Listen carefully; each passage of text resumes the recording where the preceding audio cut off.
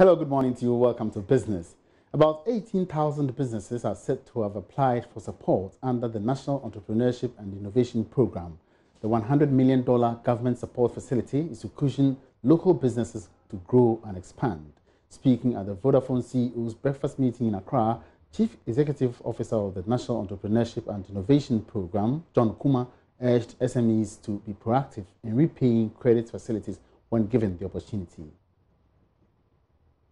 The facility was made available for local businesses under the National Entrepreneurship and Innovation Program. Since its inception over 2 years ago, the fund is said to have attracted thousands of businesses locally. According to the CEO of the National Entrepreneurship Program, John Kuma, 18,000 businesses have so far applied for support under the program. Speaking at the Business and Financial Times Vodafone CEO's breakfast meeting in Accra, John Kuma urged entrepreneurs to be proactive with payment of loan facilities. They are eager for the funds, they are not ready to repay. And if you have that mentality, you won't grow in any environment. No business in the world works with their personal monies. Everybody takes bank facility or loan or equity from somewhere and they work to repay. And that's how businesses grow. So we want to inculcate that culture in the businesses that we are training. But we do so at a very minimal interest rate because we are government 10% interest rate per annum. The Director for Enterprise Business Unit for Vodafone reiterated the need for SMEs to integrate new technologies in their businesses to stay competitive. If you cannot embrace change, there is no way that your business can survive. I don't even know that it can survive you, not to talk of survive your generation. So we have to be very deliberate about you wanting to be an entrepreneur. What are those things that will make you succeed as an entrepreneur? And if you can't change with times, then your business won't survive. It's very simple. So everybody has to embrace technology. For Joy Business, Sheila Tamaklo reporting. The Ghana Civil Aviation Authority has charged British Airways to improve passenger comfort on the Accra-London route. This follows several complaints from Ghanaian customers of the airline. Speaking at the commemoration of the International Civil Aviation Day, Director General of the Ghana Civil Aviation Authority, Engineer Simon Aloti, said although the airline is safe, Ghanaians deserve better customer services. Over the years, customers of British Airways flying the Accra-London route have complained of bad customer services from the airline. Although the complaints have been consistent, it appears little has been done to address it.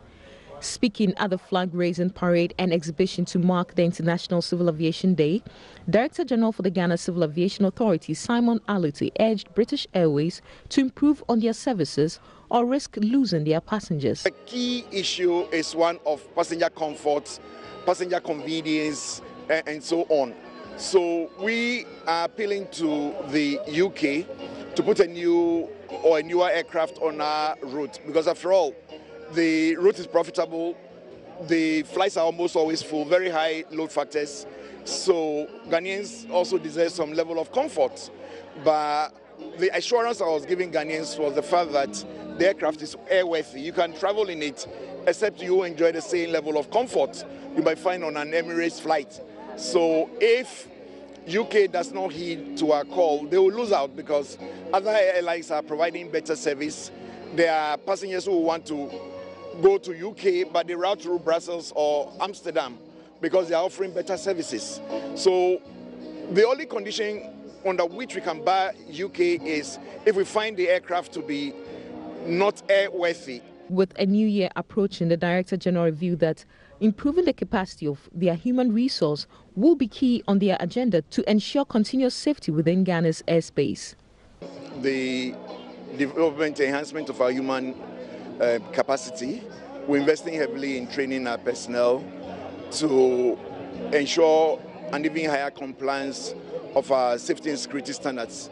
As it stands now, Ghana has about 90% compliance of ICAO standards, and we believe that the key is in developing human capacity. Once you develop human capacity, everything else falls into place. For Joy Business, Sheila Tamaklo reporting. Now, Cal Bank Ghana will be extending its support to the small and medium enterprise sector of the economy in the coming weeks. This follows the signing of a financial deal of about $108 million between the bank, the Overseas Private Investment Corporation, and Citibank. Here's more in this report. The deal by the three organizations is to allow Carl Bank extend its support to the country's SME sector with low interest rates. This arrangement will enable Carl Bank to advance loans at relatively lower interest rates for business expansion and equipment acquisition. Here's the managing director of Carl Bank, Frank Edu Jr. 91 or 92 thereabouts, we started our relationship with Citibank. So if 29 years on, there's a culmination of this effort between the three parties. I think it's only right. Now, the significant thing about this transaction is that it allows us to play a key role in the SME sector. And this country is predominantly SME. So we are very happy that we've been able to do this. We look forward to another significant transaction, probably first quarter next year. We won't head public and Citibank to give us another $200 million. On his part, head of corporate banking for Citibank Nigeria and Ghana, Faisal Nasud, said this partnership will enhance business growth. And a very important transaction for us. And I would also like to thank OPEC to extend this support for successful closure of this financing. And we look forward to our continued partnership with Carl Bank, as well as various other clients in Ghana. Thank you. Citibank is providing $8 million, whilst the Overseas Private Investment Corporation is offering $100 million. Ebenezer Sabito's report for Joy Business. Now, the services sector's strong growth has not been complemented by an increase in productivity in that area. A new World Bank report on economic diversification has shown that productivity has declined sharply in the manufacturing and services sectors. The report also showed that 40% of workers in the agri sector were not being paid for their services. The survey tracks Ghana's economic progress since 2000 and the required transformation. Michael Geiger is a senior economist at the World Bank office here in Ghana. This is one of the economic sectors in the economy, right? We have services, we have agriculture, we have industry, and manufacturing is part of industry. And generally speaking, agriculture productivity is lower than manufacturing, and agriculture productivity is lower than services sector productivity. But because of services productivity depends on what kind of service activities are actually people engaged in, it may not be such a jump to move from agriculture to services in terms of the income of the people. So if a worker, let's say,